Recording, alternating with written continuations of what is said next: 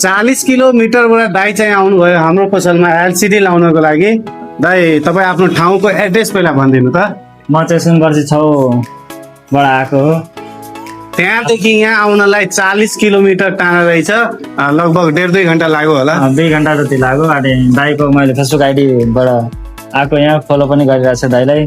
दाइ फेसबुकमा भिडियो हेरेर आउनुभयो मेरो पसलमा चाहिँ डिस्प्ले लाउनको लागि। त्यही भएर म दाइलाई चाहिँ एकदमै कम रेटमा बनाएर दिएँ। अहिलेसम्म म कसैलाई एउटा पनि गिफ्ट दिएको छुइनँ डिस्प्ले लाउँदाखेरि, तर दाइलाई चाहिँ मैले एउटा गिफ्ट दिएँ किनकि दाइ चाहिँ धेरै टाढाबाट नै आउनुभयो। दाइ के गिफ्ट दिए तपाईँ एकचोटि यसो हेराइदिनु त। दाइले चाहिँ मलाई एउटा इयरबड र एउटा डाटा केबल पनि दिनुभयो।